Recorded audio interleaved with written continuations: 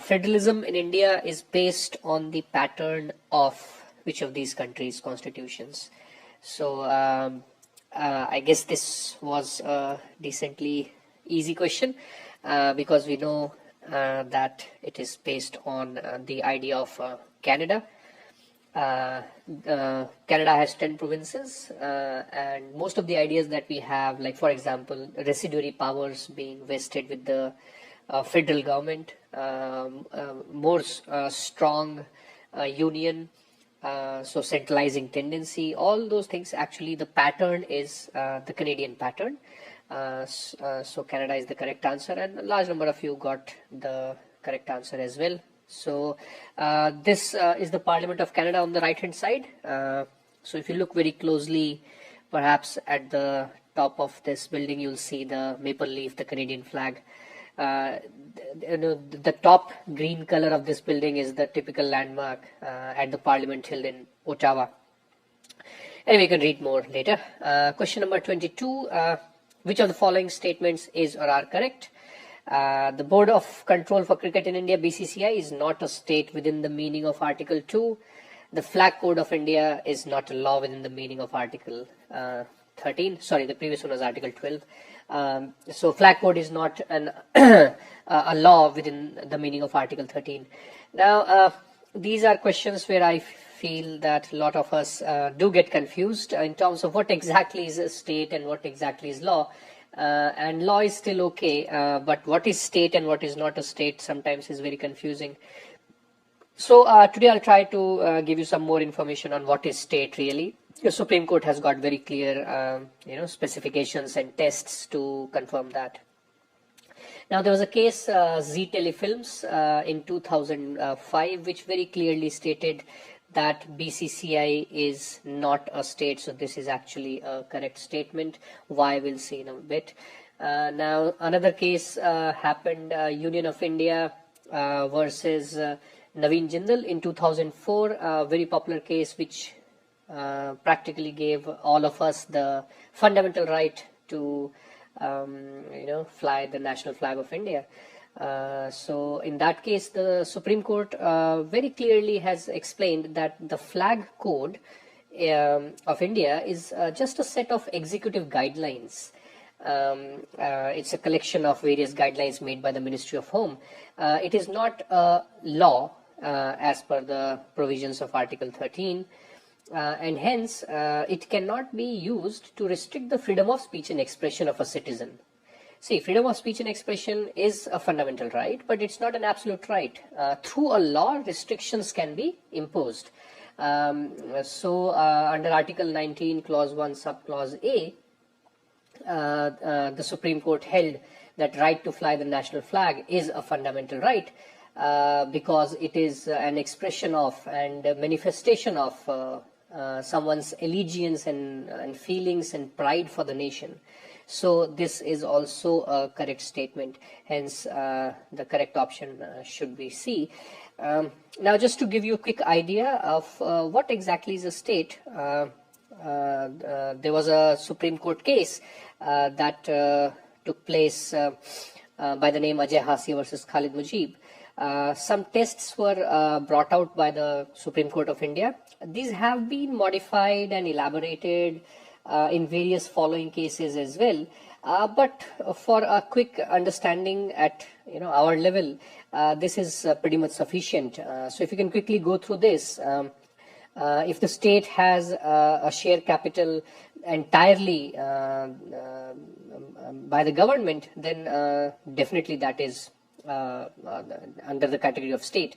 Similarly, if the financial state assistance being provided by the state is such that it meets the entire expenditure, or if the corporation enjoys state conferred monopoly.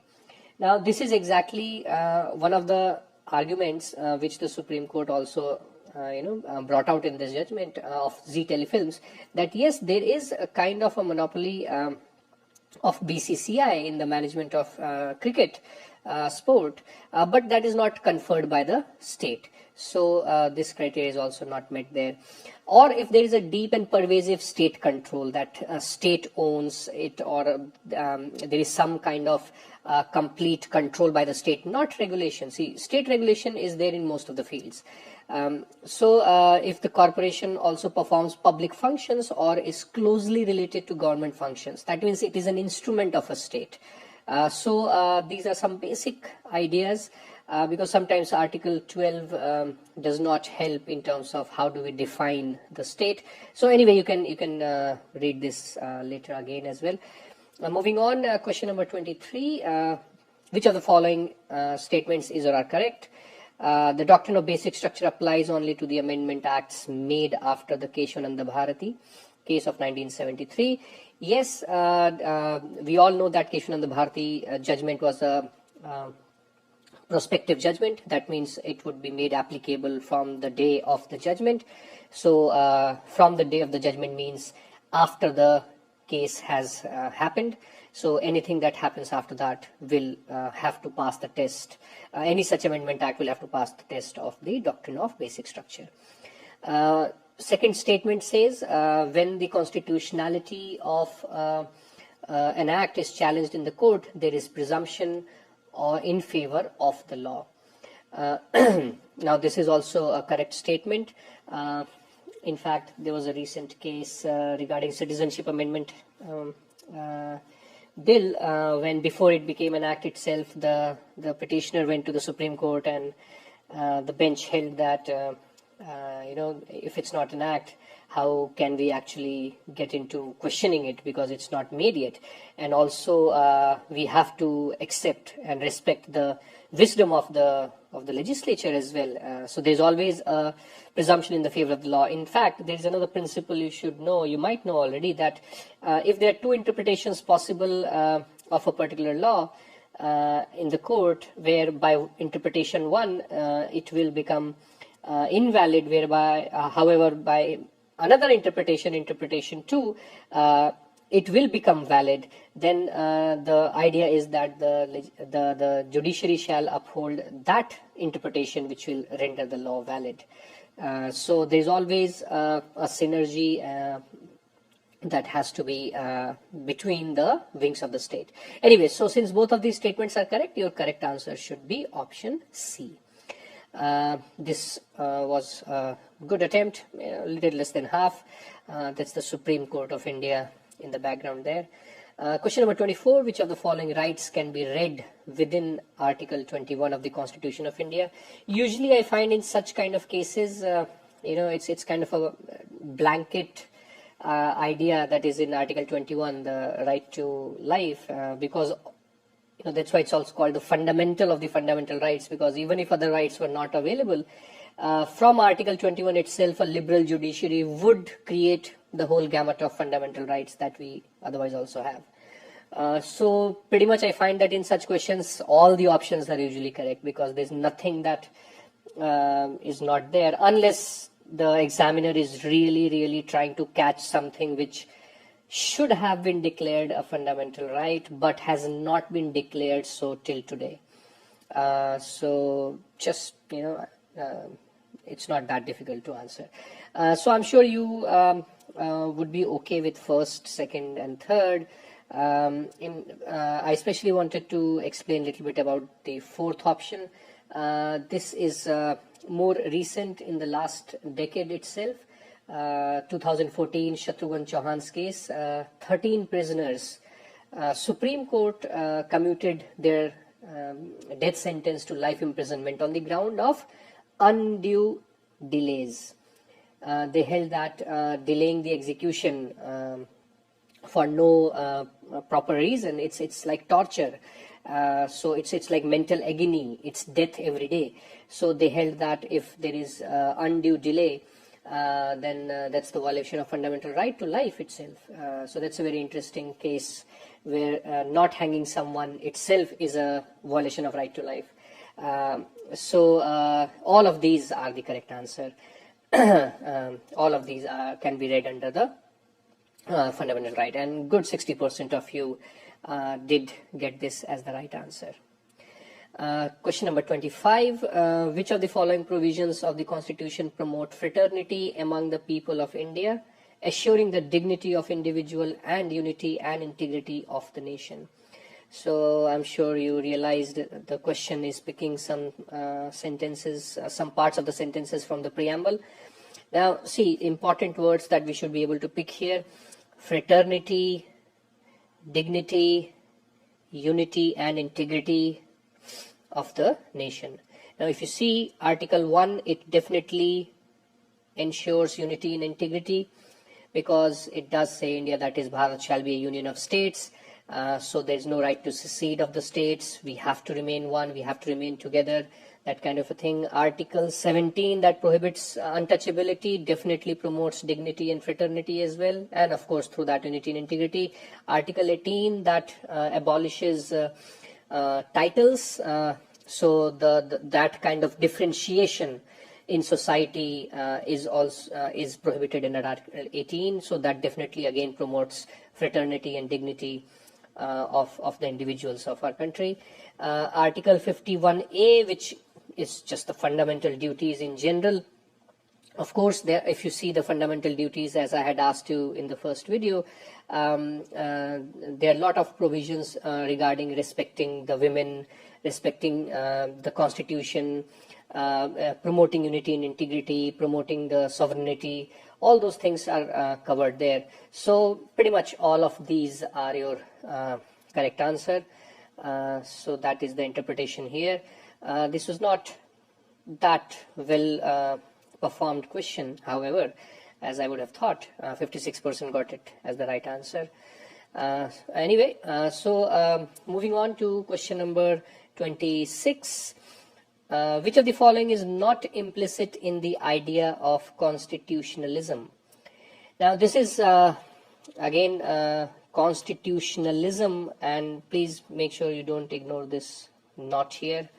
Now constitutionalism, I see there are a lot of different thoughts. Of course, these are not such scientific ideas. These are thoughts and concepts which people have evolved over time. So of course there can be some difference in terms of the way people explain or put across the ideas.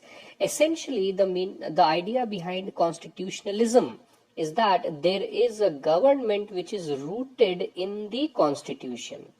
There is a belief in the constitution, that the constitution is the ultimate authority. The way you see today, that even if you see there are people who are protesting against Citizenship Amendment Act, there are people who are supporting the Citizenship Amendment Act, but yet everybody comes together, the entire spectrum comes together at the constitution. Constitution is assumed as the highest authority, that everybody believes in the constitution. So a government rooted in the constitution, that means the government deriving its powers from the constitution.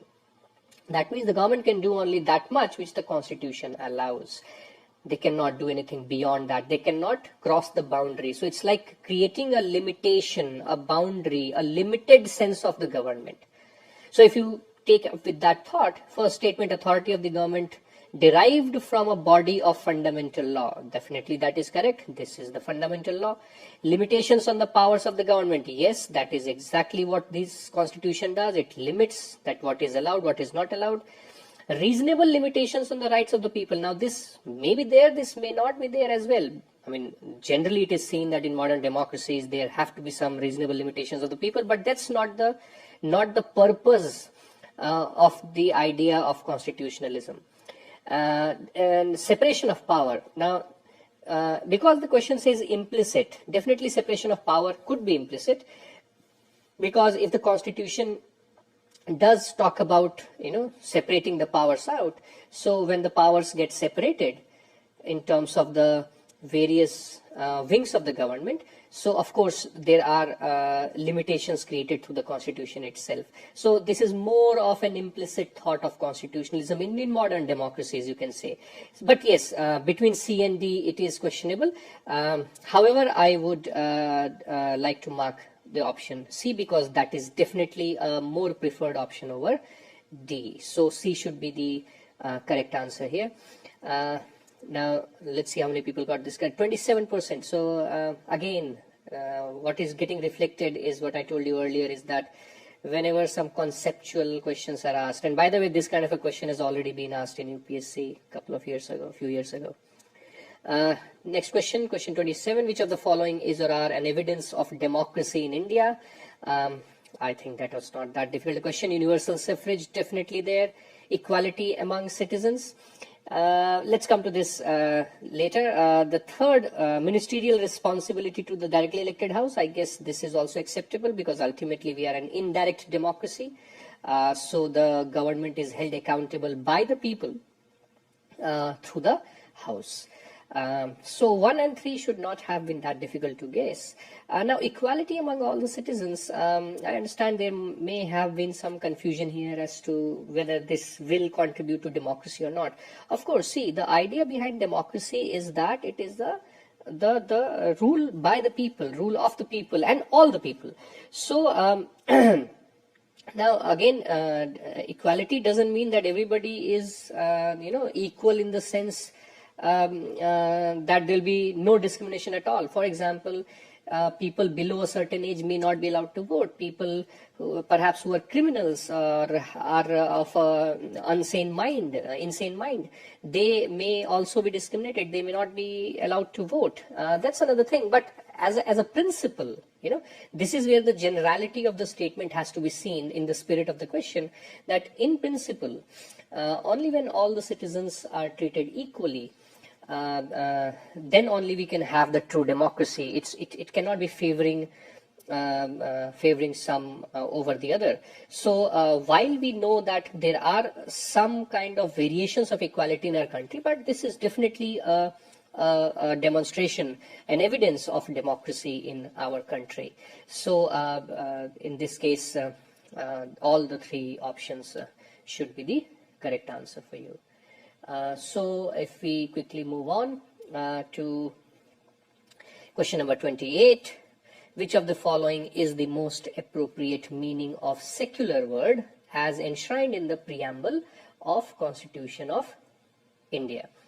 Now in this question also I felt that a lot of people got confused, primarily because almost all the options look correct here. But see, the question is very specific. It is asking about the meaning of secular as enshrined in the preamble of the Constitution of India. It is not asking, for example, what is a secularism in India or what are the basic tenets of secularism in India. It is asking in the preamble. Now see, in the preamble the word secular has been used as the nature of Indian state because it says secular.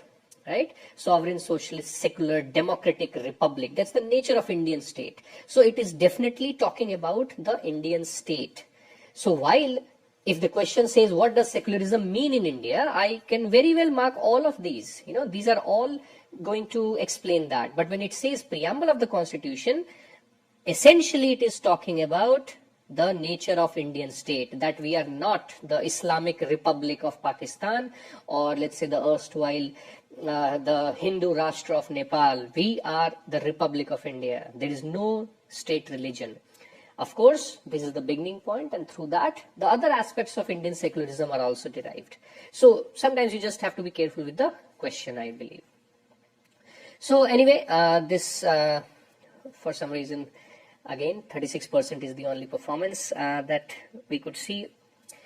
Question number 29, juvenile justice has been in the news, and what is the minimum age of a person who can be charged for a crime in India? Of course, that is what is called the age of criminal responsibility.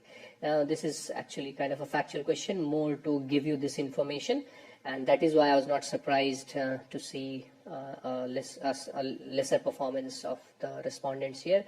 Now in the Indian Penal Code, to be specific, section 82, it clearly states that nothing is an offense which is done by a child under 7 years of age.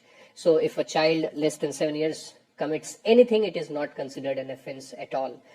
Now, interestingly, in England, from where perhaps all this came to India, the criminal responsibility, the age of criminal responsibility today is at 10, and you'll see that a lot of people in England consider it ridiculously low. Well, we can surely beat them at 7. So, and this gentleman here, Thomas Babington Macaulay, I'm sure you've heard his name.